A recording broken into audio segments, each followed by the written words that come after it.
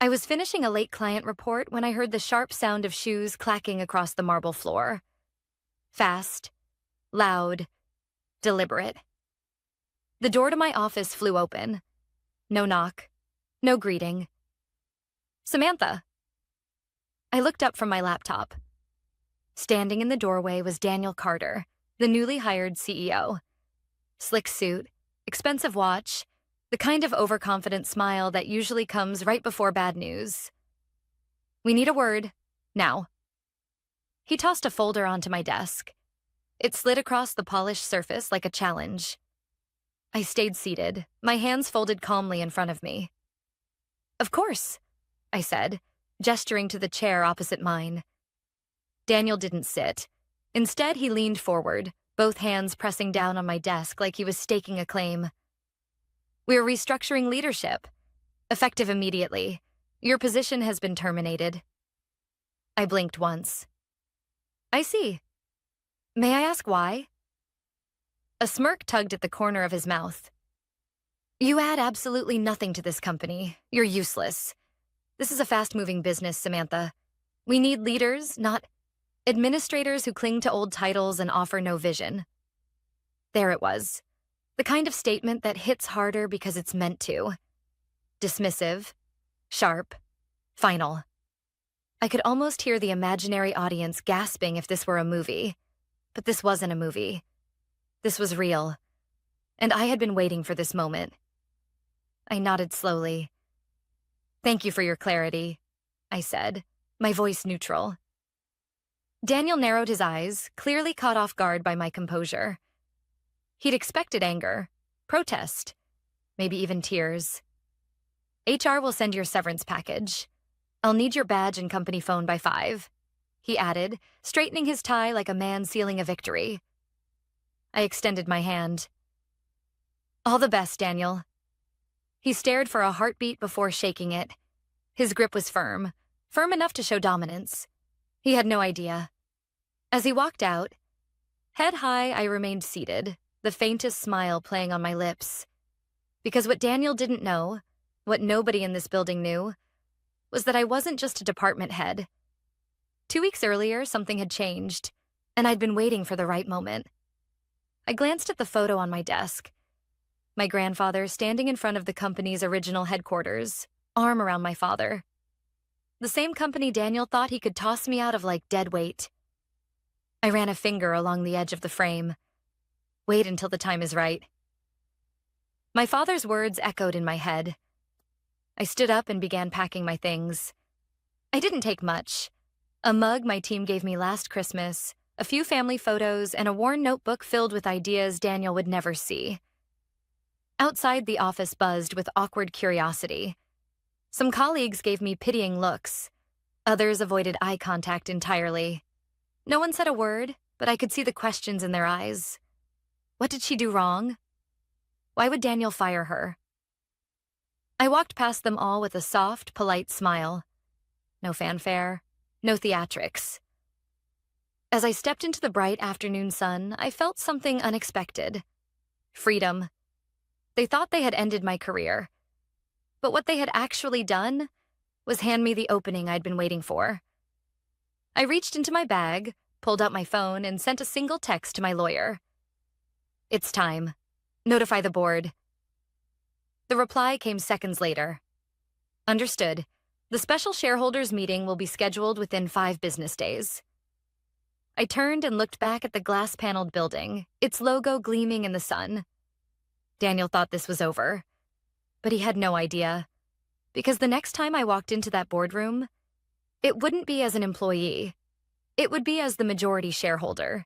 5 days earlier, I sat across from Michael Grant, my family's longtime attorney, in his oak-paneled office, a room that smelled faintly of old leather, ink, and quiet power. The kind of office where deals were signed and futures were sealed. On the polished desk between us lay a thick envelope, sealed with a crimson wax stamp I recognized instantly. My father's.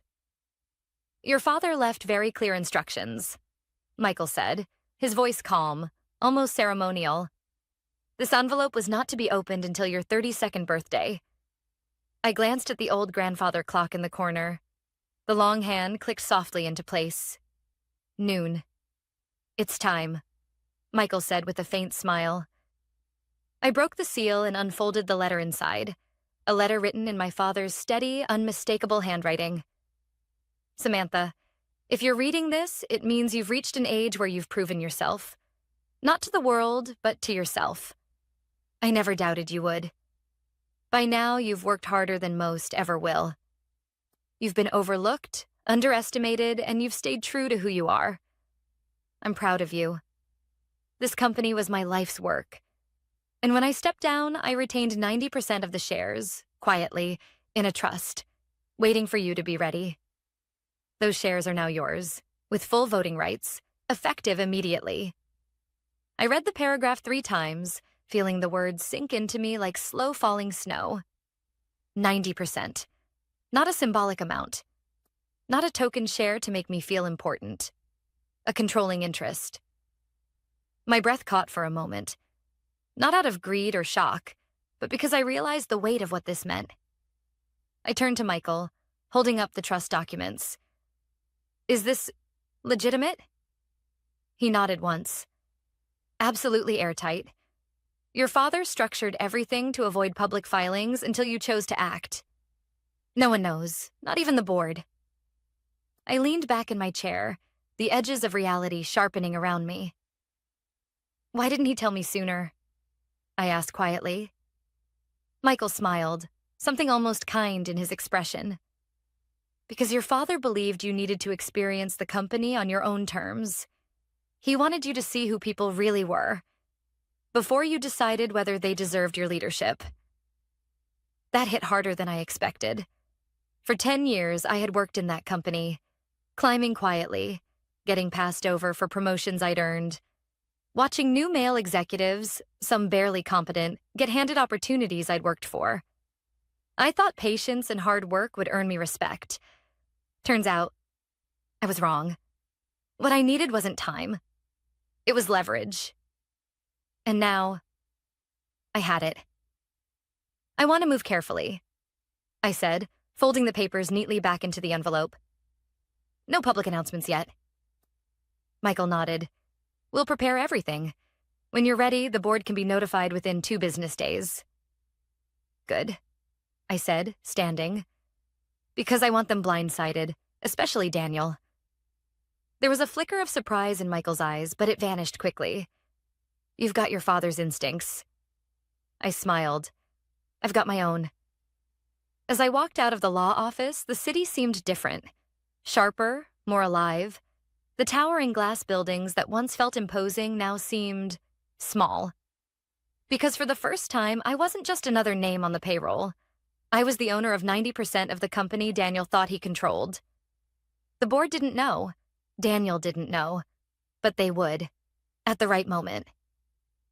Back in the present, the afternoon Daniel fired me, I dropped off my badge and phone at HR with a calm thank you and a polite smile. I even shook hands with the receptionist on the way out.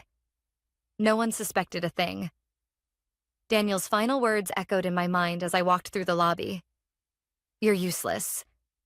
It was almost funny, because the man who thought I was disposable had just fired his majority shareholder and walked himself straight into his own reckoning. And the best part? He'd invited it himself. By Monday morning, Daniel was already acting like a king. I'd heard from 3 former colleagues. 2 texted. 1 called. Daniel's parading around like he won some big power move. HR's been weirdly tight-lipped. You okay? He's saying you couldn't handle pressure. I replied to none of them. Silence was part of the plan. I wanted Daniel confident. I wanted him convinced I'd disappeared quietly, that I'd accepted my fate without a fight. Let him bask in his false sense of control a little longer. Because the higher he climbed, the harder he'd fall. That afternoon, I sat in a quiet corner of a downtown cafe. The kind of place no one from the office ever visited. The smell of fresh coffee hung in the air, soft jazz playing in the background. Across from me sat Michael, his expression calm as ever. Everything's ready, he said, sliding a folder across the table. The shareholder meeting is scheduled for Thursday at 9 a.m. Formal notices went out this morning. I opened the folder. The papers inside were simple. Stark legal language, direct and precise. Notice of special shareholder meeting. Agenda item. Review and appointment of executive leadership. At the bottom, my signature. This will hit them like a freight train, Michael said quietly. They'll have 2 business days to realize the ground just shifted under them. I took a slow sip of my coffee. Good. He leaned in slightly. You're sure about this? I met his gaze, steady. They pulled the pin the moment they fired me. I'm just handing them the grenade. Michael gave a small nod of approval. Your father would be proud. I wasn't doing this for pride.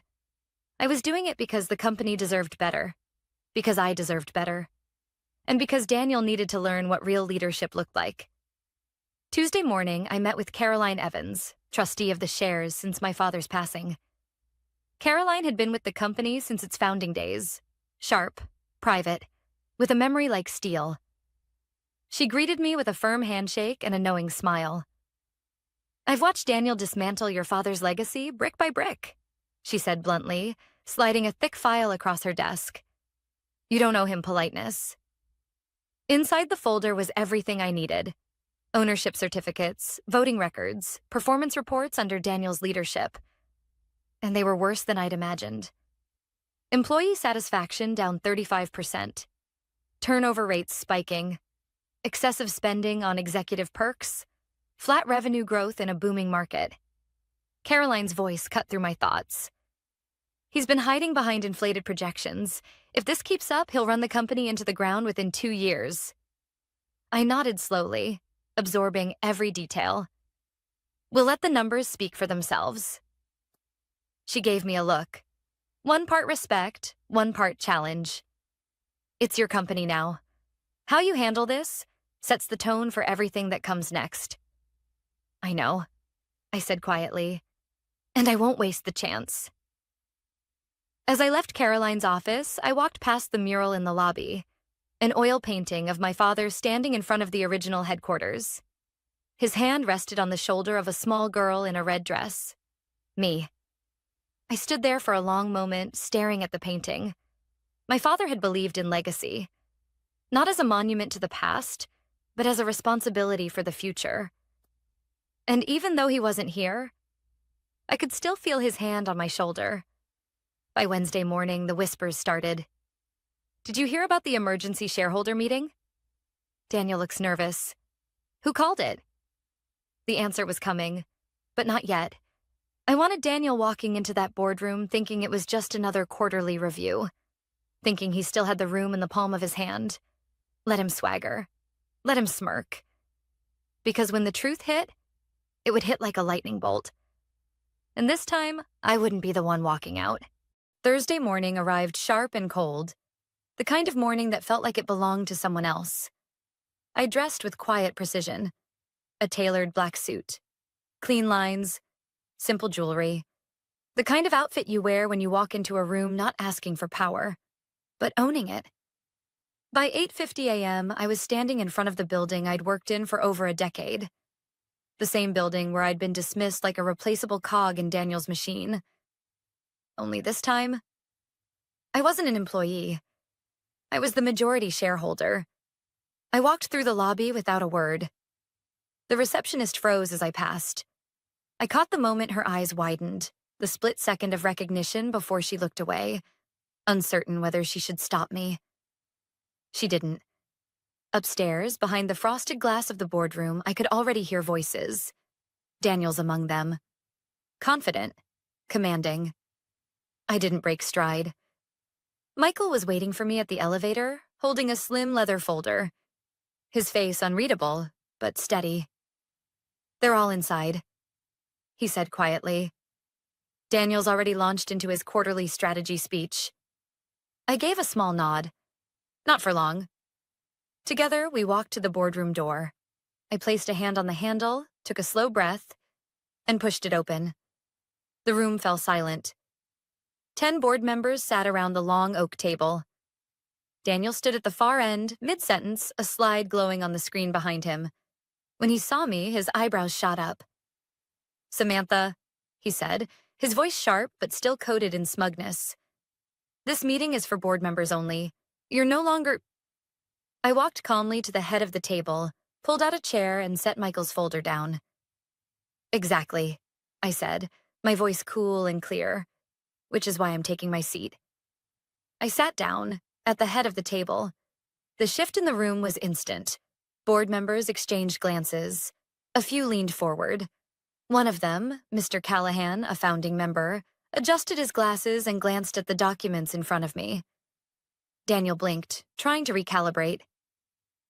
"Excuse me?" His voice lost a fraction of its edge. I opened the folder and laid out the ownership certificates and trust documents, sliding copies toward the board secretary. "I'm here," I said evenly, "as the majority shareholder of this company, holding 90% of shares, effective as of my 32nd birthday, in accordance with the trust left by my father." A long pause. Mr. Callahan picked up the document and read, his eyes narrowing as he skimmed. "Is this accurate?" he asked quietly. "It is," Michael confirmed, placing another copy in front of him. "The trust is fully executed. All filings have been submitted. Samantha Wren is, by every legal definition, the controlling owner of this company." Daniel let out a sharp, humorless laugh. "This is absurd. You expect us to believe—" "Believe it," I cut in, my voice steady, no louder than before. "Or read the documents yourself." For a heartbeat, Daniel just stared. Then his expression cracked. The disbelief flickered into something else. Fear. I leaned forward slightly, locking eyes with him. "You fired me, Daniel. Called me useless. Told me I added nothing." I let the words sink in. "And you did it without knowing you were dismissing the person with the power to remove you. Permanently." A ripple of murmurs ran down the table. "I've called this special shareholder meeting," I continued, "to review the current executive leadership, effective immediately." Daniel's hands curled into fists at his sides. "This is a coup," he hissed. "A personal vendetta." I shook my head once. "This is accountability." I slid a second folder across the table. The performance reports Caroline had compiled. Declining profits, rising turnover, excessive executive bonuses, misuse of company funds. I didn't have to explain it. The numbers spoke louder than I ever could. One board member flipped a page and let out a low whistle. Another whispered to the CFO, who immediately pulled out his phone, scrolling with a pale face. Daniel's face flushed. "You can't do this." "I already have," I said quietly. The board secretary looked at me, stunned. You don't need a second vote." "I hold 90%, I replied. "A majority by any standard." Mr. Callahan leaned back in his chair, his expression unreadable. Then he nodded, slow and deliberate. "In accordance with company bylaws, the motion stands, effective immediately." Daniel slammed his palm on the table. "You'll regret this." I met his glare with calm certainty. "I don't think I will." Security didn't need to be called. Daniel walked out on his own, but as he did, I noticed something. He didn't look powerful anymore. He looked small. By Monday morning, Daniel's nameplate had been removed from the CEO's office door. I didn't move in right away. I wasn't interested in playing the part of the conquering hero, or in decorating a bigger office to prove a point. I had something more important to do first: rebuild the company my father had started, the company Daniel had nearly destroyed. That same morning, I called an all-hands staff meeting in the main conference hall, a space I remembered mostly for Daniel's grandstanding speeches and empty promises. I walked in alone. No fanfare, no prepared speech. The room was packed, but the front rows remained empty, like no one wanted to seem too eager. Faces watched me with a mix of curiosity and suspicion. Some arms folded, some eyes narrowed, some heads tilted. They'd seen leaders come and go. They'd seen promises made and broken. They'd seen too much to trust easily. I took a deep breath and spoke the truth. Some of you know me, I began, my voice steady but real. Some of you have only heard the stories Daniel told. A few people exchanged glances. But let me start by saying this. I'm not here to take power. I'm here to restore trust. The room shifted. Slightly. Imperceptibly. But it shifted. For years, this company ran on your ideas, your late nights, your belief that what we were building mattered. I paused. And somewhere along the way, that got lost. A quiet silence settled over the room. I was fired last week, I said, a faint smile touching my lips. Told I wasn't the kind of leader this company needed.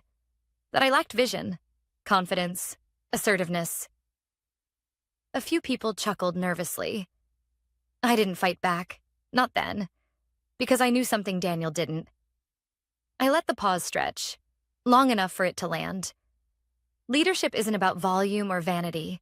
It's about vision, about lifting the people who actually do the work, about respecting those who make this company what it is.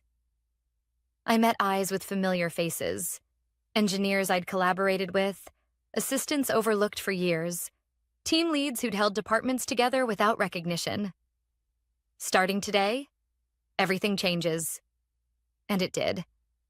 Over the next 2 weeks, I did something radical. I listened. I met with department heads, team leads, junior staff, interns, custodial workers. I asked what wasn't working, what they needed, who they thought deserved better. Then I acted. I promoted Mia, a customer service rep who'd quietly been running half her department while her boss took the credit, to head of client experience. I brought back Andre, a brilliant product manager who'd quit after being passed over 3 times for less qualified men. I overhauled HR from the ground up. Every complaint that had gathered dust in some forgotten folder. I read them, investigated them, acted on them. Several toxic mid-level managers were let go within the first week. And then I launched the People First Initiative, a program my father had once dreamed of but never lived to see. A program designed to reward collaboration, promote innovation, and recognize talent, regardless of job title or office politics. No more whisper networks, no more glass ceilings, no more favoritism disguised as leadership. Just good people, doing great work, and finally getting the credit they deserved.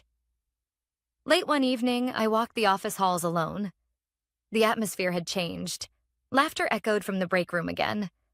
Desks were decorated with plants, photos, little pieces of people's lives that had vanished under Daniel's regime. People stayed late, not out of fear, but because they wanted to. On a whiteboard near the engineering bullpen, someone had written in bold blue marker. She came back. 3 simple words, underlined twice.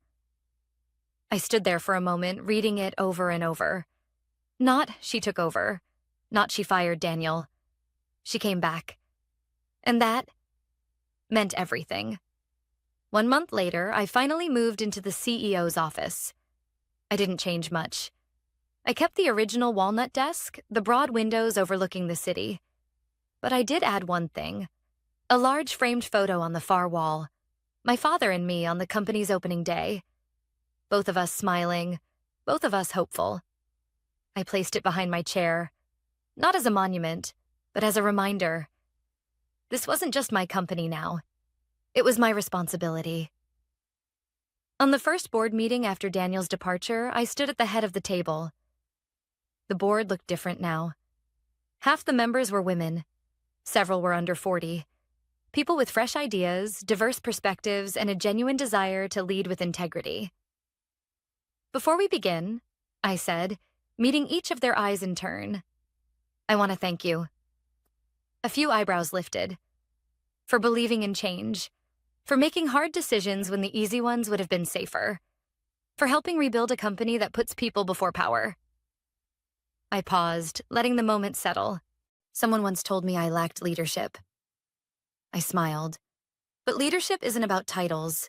It's about vision, accountability, and the courage to do what's right.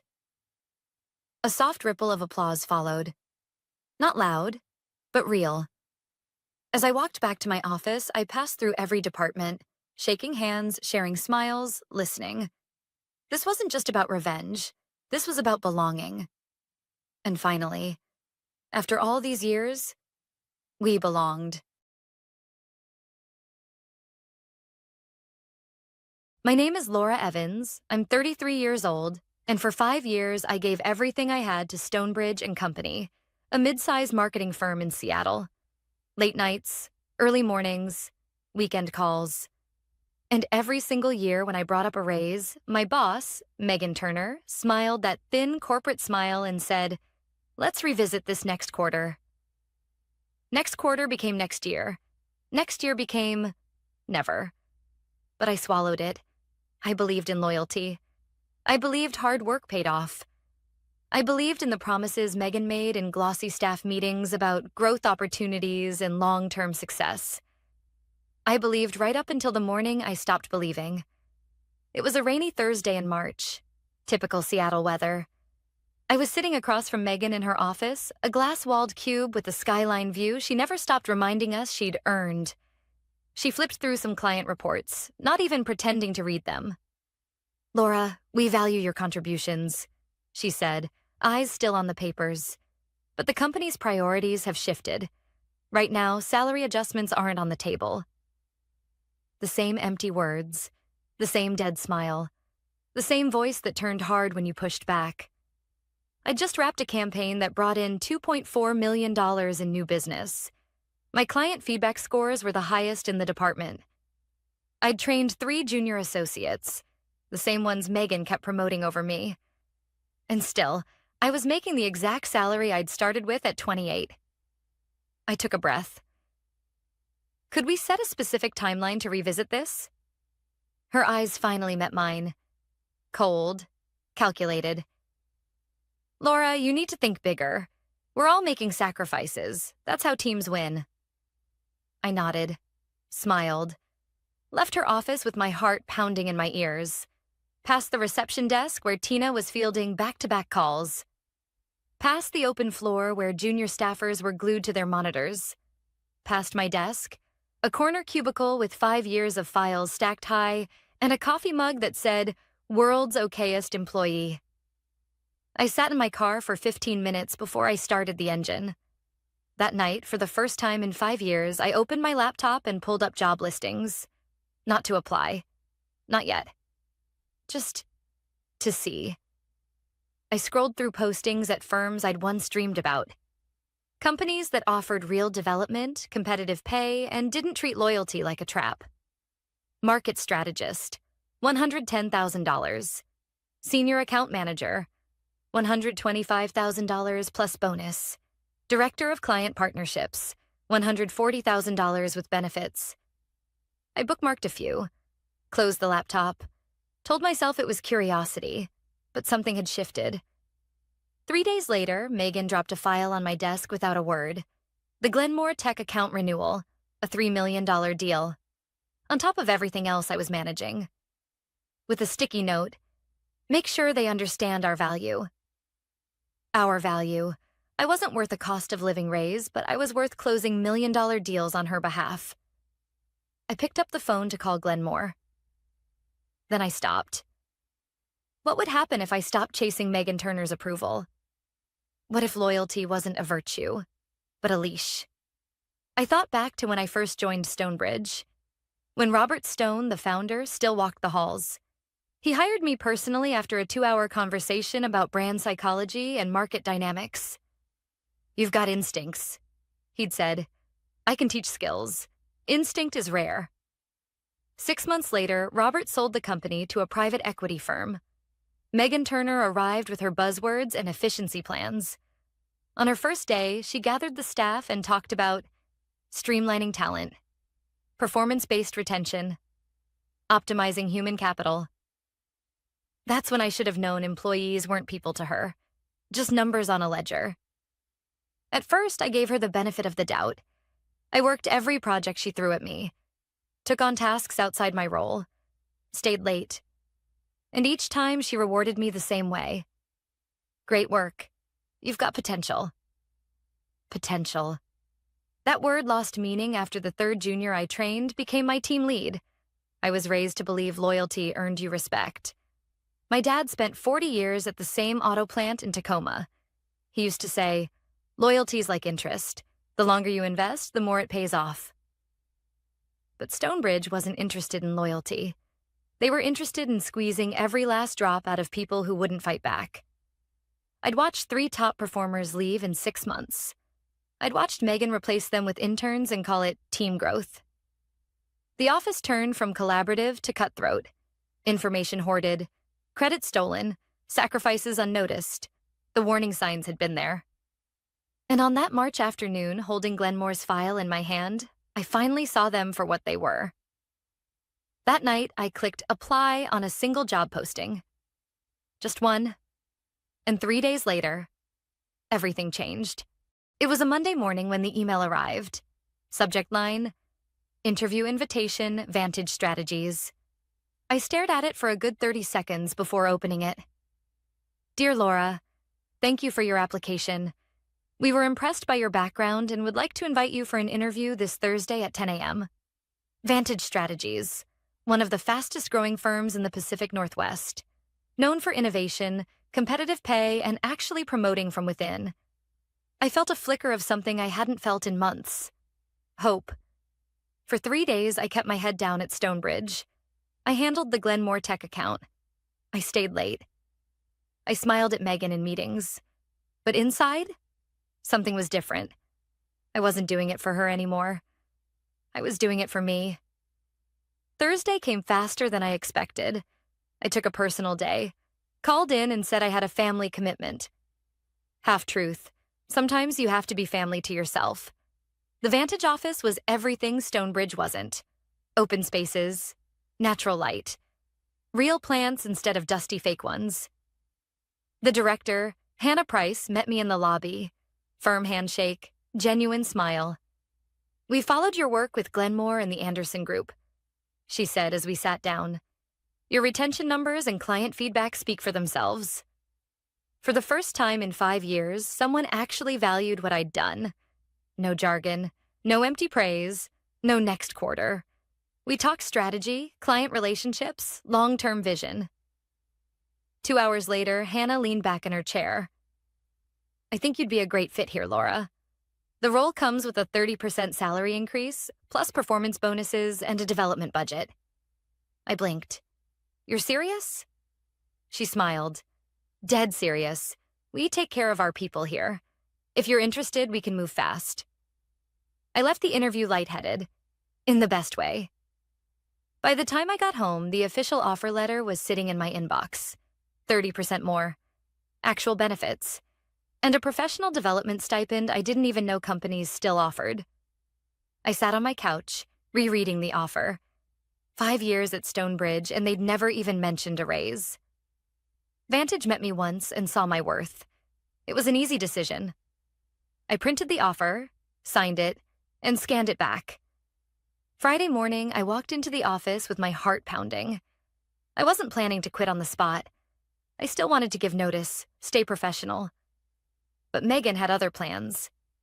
At 9:30 a.m., she called me into her office.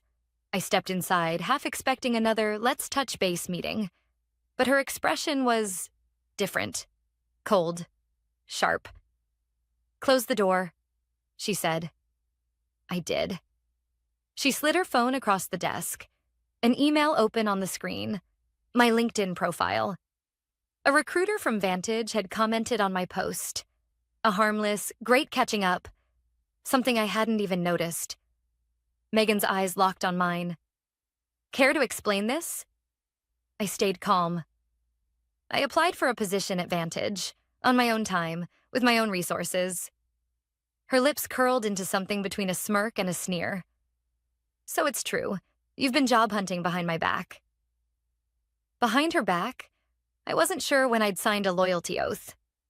"Megan, She cut me off. "I don't tolerate disloyalty, Laura. You've made your choice." She opened a drawer and pulled out a form. "Your badge access is deactivated as of now. Pack your things." I blinked. "You're firing me? For applying elsewhere?" I'm terminating your employment for breach of trust. Disloyal employees deserve nothing. The words hit harder than I expected. Not because I was scared, but because I finally saw her for who she was. I stood, smoothed my blazer, and gave her the calmest smile I've ever given anyone. Then I wish you the best of luck, Megan. Her eyes narrowed. I turned, walked out of her office, and out of her control. No argument, no scene. Sometimes the loudest statement is walking away. Monday morning arrived gray and cold, typical for a Seattle spring. I woke up feeling strange, not anxious, not bitter, lighter. After 5 years of pushing through endless meetings, ignored requests, and corporate nonsense, I was officially done with Stonebridge and Company. I started my first day at Vantage Strategies, and the difference hit me the second I walked through the door. No forced smiles, no fake pep talks, just real people, doing real work in an office that didn't feel like a prison cell with free coffee. Hannah Price greeted me personally. "We're glad you're here, Laura." And for the first time in years, I believe someone meant those words. My onboarding wasn't a generic slideshow. It was a one-on-one conversation about goals, expectations, and what success would actually look like. And when we reviewed my client list, Hannah leaned in. "One more thing. We've heard Glenmore Tech is shopping around for new firms." I raised an eyebrow. "Glenmore? They've been with Stonebridge for years." Hannah smiled. "Not anymore. Apparently, their new account manager isn't meeting expectations." A strange mix of curiosity and quiet satisfaction stirred in me. Megan had reassigned my accounts the moment she fired me. Probably dumped them on some junior she could control. I wondered how that was going for her. Later that afternoon, I got a message from an unfamiliar number. "Laura, this is Nathan Kim from Glenmore Tech. Are you available to discuss a possible consulting partnership?" I stared at the text for a long moment before replying. "Absolutely. Let me know when works for you." I didn't need to ask what had happened. I already knew. By Wednesday, we'd scheduled a meeting. Glenmore's CEO, Nathan Kim, didn't waste time on small talk. We sat across from each other in a sleek downtown conference room, his assistant quietly closing the door behind us. "I'll be direct," Nathan said. "Since your departure, the service level at Stonebridge dropped fast. Deadlines missed, communication delays, it's been frustrating." I kept my expression neutral. "I'm sorry to hear that." He leaned forward. "I'm also aware of how much you handled personally, and how much we valued that." His meaning was clear. "We're open to moving our business, if you're interested in leading the account." I kept my voice even. "I'd be more than happy to discuss a partnership through Vantage." Nathan smiled. "That's what I was hoping to hear." By Friday, the deal was signed. Glenmore Tech, a $3 million account, officially moved to Vantage Strategies. And that's when things started to unravel. For Megan, I didn't reach out to her. I didn't have to. Seattle's business world isn't that big, especially in consulting. By Monday, I started getting texts from former colleagues, from clients, from people I barely knew. "Did you really land Glenmore at Vantage?" Megan's been in meetings all morning. Word is she's losing it. HR's scrambling. 2 more clients are looking to switch. I almost felt sorry for her. Almost. But then I got a message I didn't expect. It was from Tina, Stonebridge's receptionist, one of the kindest people I'd worked with. "Megan just sent a company-wide email, blaming you for client losses. She said you breached confidentiality. She's trying to make you look bad." I stared at the message, my chest tightening. So Megan hadn't just fired me. She was trying to burn my name on the way out. I felt the old anger rise for a second. Then I smiled. Because Megan Turner had just made a mistake. A big one. I wasn't worried about the gossip. I wasn't even worried about my reputation. I had signed a clean employment agreement with Vantage. I had no non-compete with Stonebridge. And Glenmore had approached me, not the other way around. But Megan? She'd just put false accusations in writing, company-wide, That wasn't just petty. That was grounds for legal action.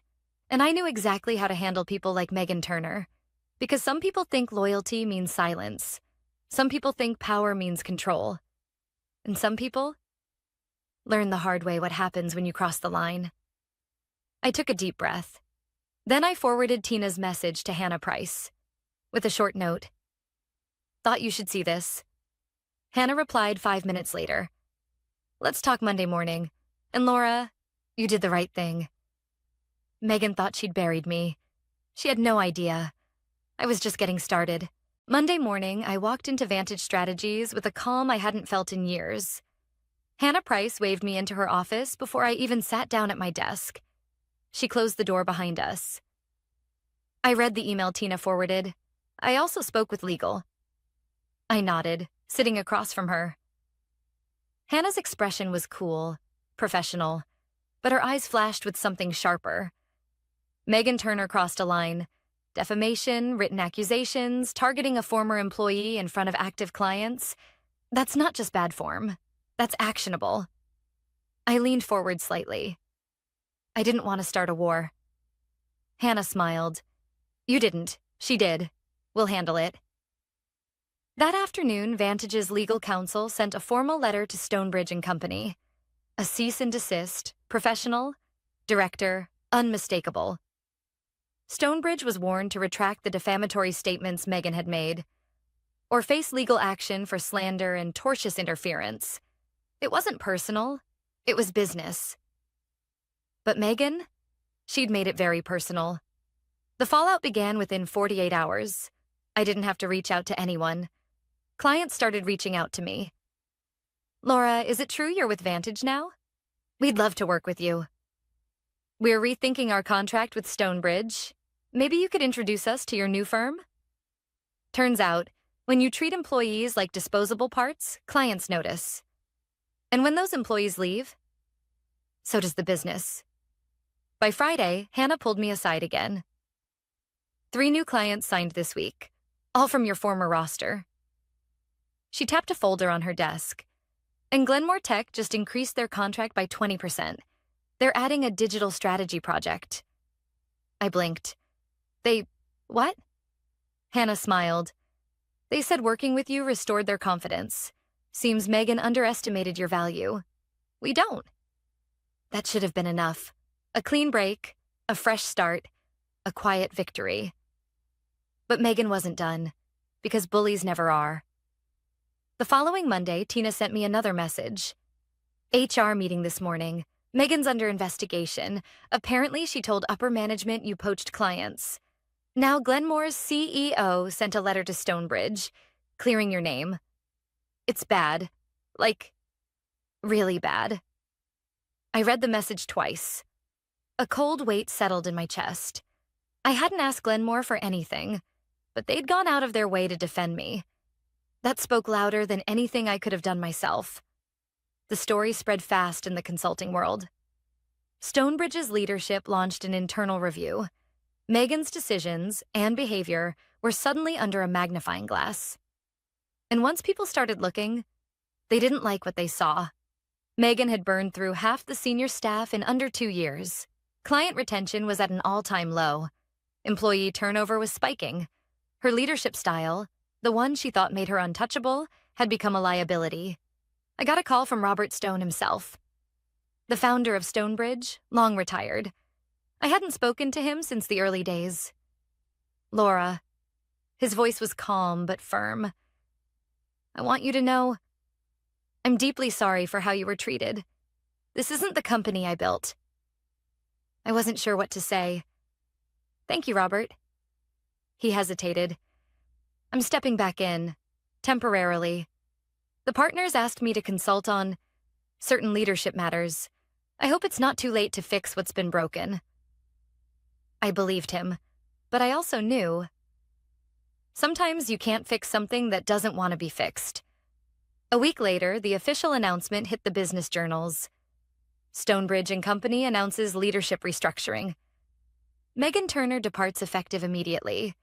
No flowery language, no spin, just a quiet corporate exit. But in this industry, everyone knew what that meant. She wasn't stepping down. She was being pushed out. I didn't celebrate. There was no victory dance, just a quiet sense of closure. Megan Turner had fired me, humiliated me, and tried to destroy my reputation. And now? She'd lost everything she thought made her powerful. Because here's the truth. Loyalty works both ways. And when you weaponize loyalty against people, don't be surprised when it blows up in your face.